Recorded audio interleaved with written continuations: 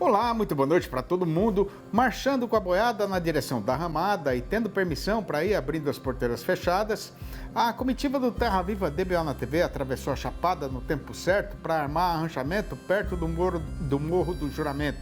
E chama agora os companheiros e companheiras boiadeiros aqui desta parada para contar como foi vencida esta jornada estradeira, começando a narração com a apresentação da nossa prosa brideira do dia.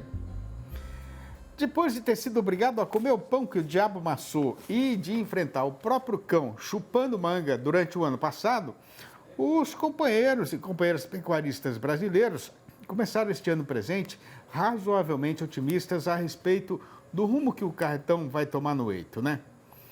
Logicamente que ninguém está esperando uma revolução no mercado, mas já dá para considerar como feijão contado que, por conta do começo da virada de ciclo da atividade, a cotação da arroba deve finalmente embicar no rumo de subida do estradão, desapertando a corda no pescoço do fazendeiro e ajudando a tirar a cotação do fundo do poço, né? Ao mesmo tempo, a previsão dos especialistas para a demanda por carne é de aumento até que bem expressivo aqui no nosso próprio terreiro e de um crescimento muito significativo nos embarques daqui para o estrangeiro. Mas com o avançamento do tempo, que continua sendo mais ligeiro do que o cavalo rei dos parelheiros, cada vez mais a gente está vendo sinais de que uma nova assombração desdentada, gadeiuda e desgrenhada está rondando a nossa lida, arredorando a nossa casa e só esperando a hora de atazanar mais ainda a nossa vida. Essa desgramada está sendo personalizada na forma de uma grave redução na produção brasileira de grãos na safra atual, por causa do tal do El Niño, que provoca um destrambelhamento no clima, com forte estiagem em algumas regiões e com chuva demasiada e inundações em outras. Além das perdas esperadas na produção de soja, a situação é mais complicada ainda no caso do milho, porque em várias regiões do país, muitas áreas tiveram de ser replantadas, atrasando o desenvolvimento normal da lavoura e empurrando a colheita bem mais lá para frente. O resultado é que, com essa trapeira de agora, é grande o risco de que muita gente acabe perdendo a hora certa de plantar a segunda safra de milho, que é hoje, de longe, a maior do ano no Brasil, como é da sabedência geral. Segundo a Conab, a Companhia Nacional de Abastecimento, que é uma instituição do governo federal e vem a ser a principal referência do mercado, por enquanto, o rendimento esperado no primeiro plantio é de 24 milhões e 400 mil toneladas. Já no segundo, que antigamente era chamado de safrinha, a estimativa é de 91 milhões e 200 mil toneladas. E se estes números forem confirmados, na soma final o esmagrecimento vai ser de 10,9% em relação ao ano passado. Pois então, para quem vai precisar comprar milho para tratar de criação, o caso é de pôr as barbas de molho e ficar de olho na evolução da situação, né? E sem perder de vista a lista dos assuntos que foram apartados para serem destrinchados nesta nossa falação novidadeira e noticiarista, a gente vai dando continuação na função com a apresentação da Conversa com o Analista, que é uma parceria nossa com o pessoal da Scott Consultoria. Confira. Olá, meu nome é Alcides Torres, eu sou engenheiro agrônomo e analista de mercado da Scott Consultoria. E hoje a gente aqui está para dirimir uma dúvida, né? E a pergunta que veio é: o que é o boi China? Bom, o boi China essa é uma pergunta até fácil de responder, né? O boi China é um animal, é um bovino jovem com até 30 meses de idade. Por que chama-se boi China? Porque essa condição de ter até 30 meses de idade é uma condição imposta pelos chineses para importar carne do Brasil. E por que essa exigência de 30 meses de idade? Porque em bovinos jovens a doença da vaca louca não se manifesta. Então, se eu limito a idade de abate até 30 meses de idade, a chance de eu ter esse tipo de doença fica muito difícil, é remota, tá? E é claro que não é só ter os 30 meses de idade por causa da vaca louca, mas também os rebanhos devem seguir todas as normas e regras do Ministério da Agricultura Pecuária e Abastecimento e devem ser bovinos sob o sistema de inspeção federal, que tem um CIF. Então, o boi China é um boi destinado ao mercado chinês, como o próprio nome diz, e ele deve ter no máximo 30 meses de idade, de qualquer raça. É isso aí, desejo a todos bons negócios, boa saúde e até breve. Os companheiros e companheiras boiadeiros já foram por nós informados, mas eu quero repetir o recado dado de que no caso de aparecer alguma dúvida ou de uma precisão qualquer que a gente possa ajudar a resolver, é só escrever para cá e perguntar. O nosso endereço internet é terravivadbonatv@tvterraviva.com.br. Repetindo, terravivadbonatv@tvterraviva.com.br. Numa clareira lindeira da estrada, uma guarda se ofereceu para matar a sede da boiada e a peonada resolveu que a hora é boa para fazer aqui uma parada ligeira, deixando para recomeçar dentro de instantes a nossa ida marchadeira. É já que a gente vai voltar, é só aguardar. Os companheiros e companheiras fazendeiros, agricultores e criadores de animais estão tendo de enfrentar, nestas horas presentes, uma grande trapeira com o destrambelhamento do clima, provocado pelo tal do El Niño, que é o esquentamento fora do normal das águas do Oceano Pacífico, conforme a gente estava falando agora mesmo na abrideira, né? Aqui no Brasil, o resultado, conforme já é do conhecimento geral, e falando assim de maneira simplificada, é seca do centro-oeste para cima e chuva demasiada de São Paulo para baixo. Logicamente que essa desgraça pelada é motivo de grande consumição para os lavouristas, por causa do prejuízo nas colheitas, mas também para o pecuarista, com o estrago que a estiagem ou as enchentes fazem na pastagem. A questão é que, como todo menino de roça tem perfeita sabedência, não tem jeito de brigar contra a natureza, mas tomando algumas providências práticas, dá sim para diminuir as consequências desse tempo ruim. E para saber como é que isso pode ser feito, a gente convidou para a nossa entrevista do dia o pecuarista e médico veterinário Maurício Silveira Coelho, titular da Fazenda Santa Luzia e também vice-presidente da Abraleite, Associação Brasileira dos Produtores de Leite, que vai participar da função falando ao vivo por vias internéticas, diretamente de Passos, nas Minas Gerais. Boa noite, Maurício. É uma grande satisfação e uma honra receber sua visita virtual no Terra Viva DBO na TV. Seja muito bem-vindo mais uma vez aqui na nossa casa. Fazia tempo que a gente não proseava, né? Pois é, Sidney. Prazer meu. Muito bom estar falando com você, com todos os ouvintes do DBO Rural, né, do Terra Viva. E falar um pouco do nosso negócio, que está passando uma fase tão difícil, né? Então, é um problema que hoje é conjuntural, da cadeia como um todo. Pois é, né, Maurício? Agora, além dessas questões todas de preço que a gente enfrentou aí ao longo de 2023, a gente não sabe exatamente para onde vai o carretão agora em 2024, né? Tem essa questão do El Niño. Por que é que o pecuarista, em geral, né, de leite de corte, tem de ter tanto medo do El Niño quanto o agricultor? Eu vejo que uma das grandes dificuldades que a gente tem é que quem trabalha com leite precisa de ter uma alimentação padronizado o ano todo, né? Nossas vacas têm que comer silagem, comida conservada praticamente o ano todo. Muito poucas propriedades trabalham com pasto suficiente para manter os seus rebanhos.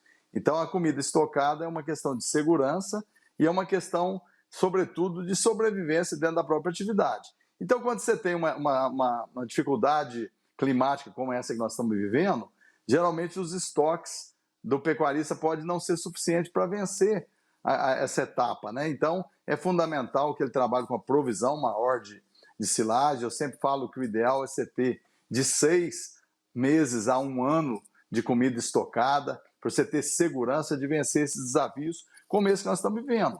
Você vê que em muitas regiões a produção da silagem de safra está comprometida, e outras regiões perdeu por muita chuva, né? Então teve que replantar ou teve que ensilar comida com produtividade muito inferior às costumeiras. Isso traz uma série de consequências para a estabilidade do rebanho.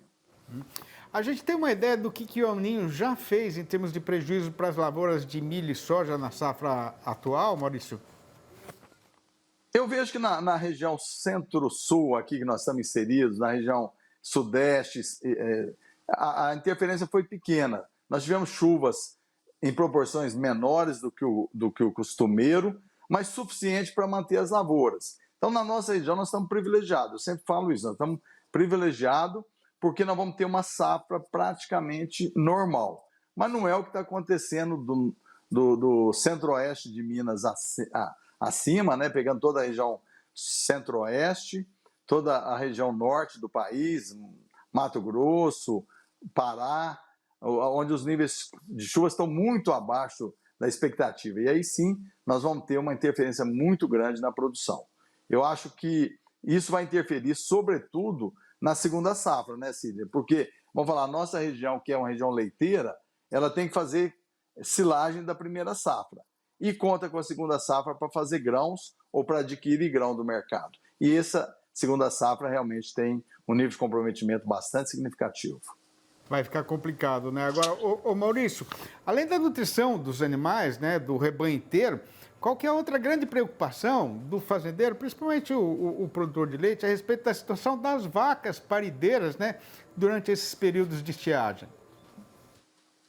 Eu vejo que uma alternativa que o produtor, ao longo do tempo, pode fazer, ele não consegue fazer para esse ano, mas é ter um pouco de silagem de capim. Por exemplo, o capiaçu foi uma grande alternativa que a Embrapa desenvolveu e muitos pecuaristas foram para essa tecnologia. Ela não dá para substituir 100% da silagem do rebanho, mas ela dá para substituir a silagem dos animais em recria, dos animais em final de lactação. E quando você pega um rebanho estabilizado, mais ou menos 50% do plantel pode comer uma silagem de uma qualidade mais baixa. E aí o capiaçu pode ser uma grande alternativa. Eu vejo que quando você compara a produção de matéria seca por hectare de um capiaçu e de uma silagem de milho fazendo safra e safrinha, você consegue fazer quase o dobro. No capiaçu você faz 250 toneladas de matéria original por hectare em 3 cortes. Isso aí representa mais ou menos 40, 45 toneladas de matéria seca. Ao passo que na silagem, se você fizer safra e safrinha, fazendo, vamos falar, 40 na safra e 25 na safrinha, 65 toneladas, você vai fazer 20 toneladas de matéria seca. Então a gente consegue fazer quase o dobro. Isso é muito significativo, Sidney, quando você vê um ano como esse. Talvez num ano normal o produtor nem perceba essa diferença, mas num ano como esse, eu posso te falar e assegurar que faz toda a diferença. Uhum. Ô Maurício, como é que o pecuarista faz, né, para calcular o consumo do rebanho e saber quanto ele precisa produzir de reserva para usar na hora de precisão? Olha, isso aí depende muito do sistema que ele tem de produção de leite. Se ele tem um rebanho totalmente confinado, ele gasta seguramente de 15 a 20 toneladas de silagem de milho, né, normalmente de milho, por vaca em lactação, para abastecer todo o rebanho. Em torno de 20 toneladas é um número mais ou menos seguro para ele passar o ano todo. E aí ele consegue manter tanto as vacas em lactação quanto o rebanho em recria. Em sistemas que ele tem um pouco de pasto, aí vai depender do sistema de cada um, essa redução pode vir até pela metade. 10, 12 toneladas de silagem é suficiente para ele passar o ano todo com segurança. E aí eu acho que é fundamental que ele tenha aquele estoque que nós falamos no começo. Pelo menos 6 meses de provisão de comida guardada no silo, segura, para ele não ter dificuldade em momentos adversos. Isso é mais ou menos o que a gente pode falar. Agora, tem rebanhos que focam mais em pasto e rebanhos mais em confinado. A gente vê que há uma tendência muito grande dos rebanhos leiteiros confinarem os seus animais. E com isso a necessidade dele ser um bom agricultor aumenta ainda mais. E aí sim, guardar cada dia mais comida para passar seguro esses momentos de dificuldade. Para quem trabalha com pasto, Maurício, a gente sabe que o produtor de leite está com o dinheiro bem curto, né, ultimamente, mas dá para dispensar adubação de pastagem? Se ele tiver um programa de reciclagem de nutriente significativo, se ele fizer investimentos na reutilização dos seus dejetos, é possível.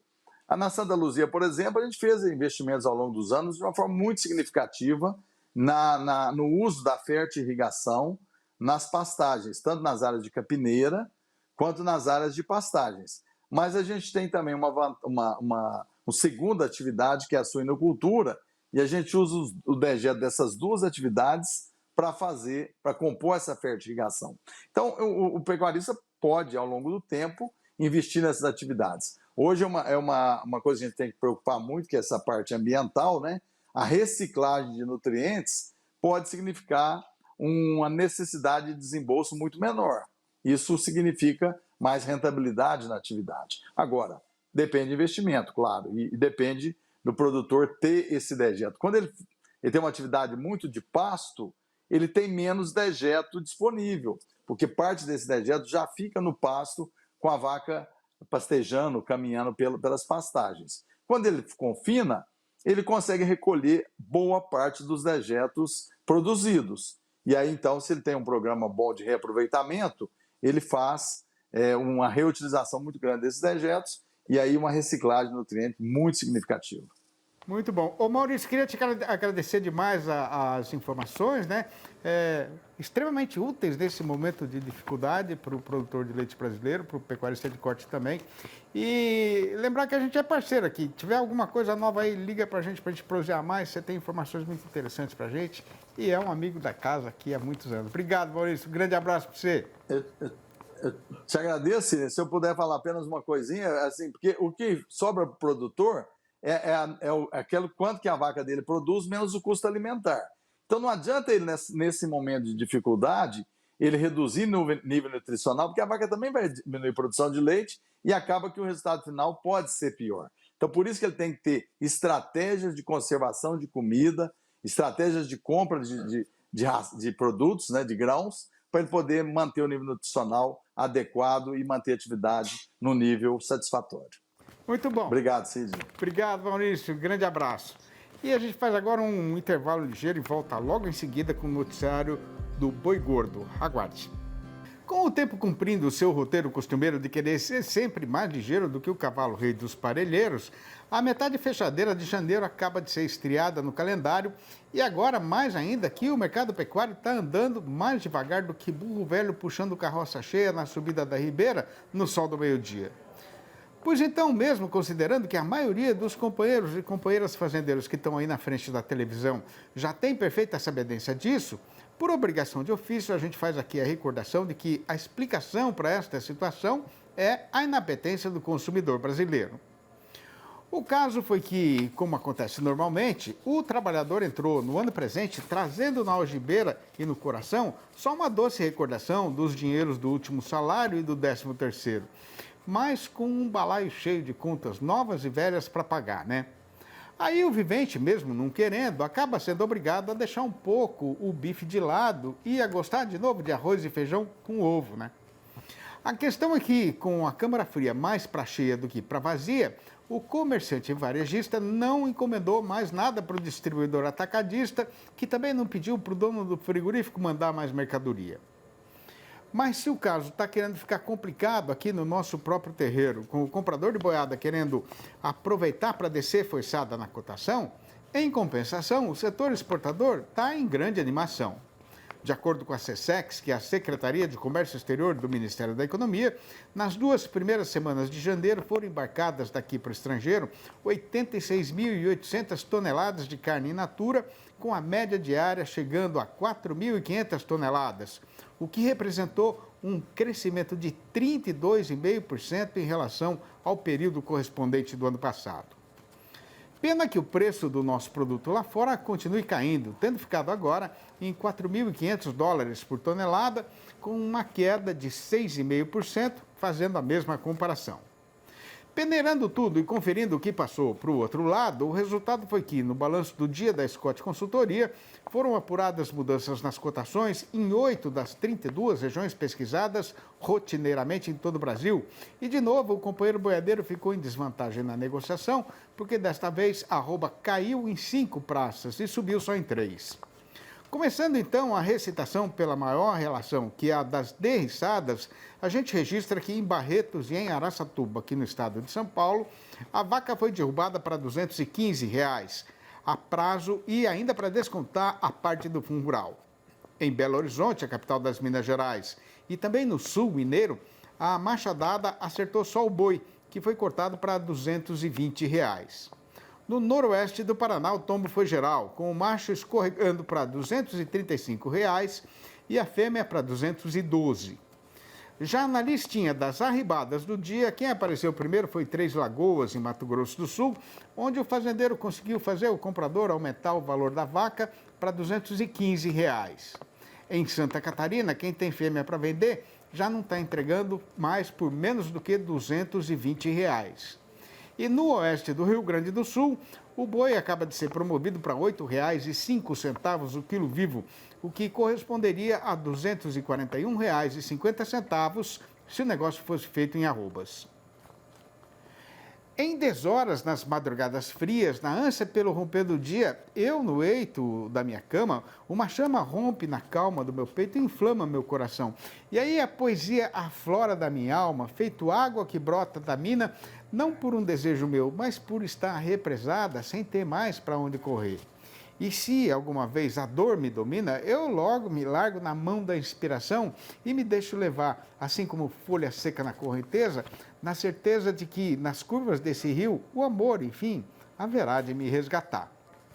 Estas trovinhas que são recitadas aqui todo dia no fechamento da nossa apresentação foram escritas só na intenção de fazer a louvação da verdadeira cultura brasileira, que é nascida, criada e curtida no chão do sertão.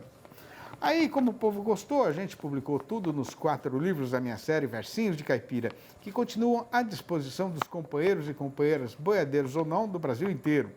E para saber como fazer para comprar um ou todos os volumes da coleção, o amigo e amiga que estão aí na frente da televisão, escutando essa nossa falação, podem ligar diretamente para mim, no meu telefone particular, que é o 11 98 224 1807. Repetindo, 11 98 224 1807. Ou mandar um e-mail para sidneymasco@uol.com.br ou ainda achar meu nome lá no Facebook. E com a satisfação de ter levado de vencida a lida que a nós tinha sido confiada, a comitiva faz agora a sua retirada, mas antes de ganhar as largas do sertão, já deixa combinada a volta do Terra Viva DBO na TV para amanhã, às 6 horas e às 8h30 da manhã e também às 7h25 da noite. Um abraço para todo mundo e até mais ver então.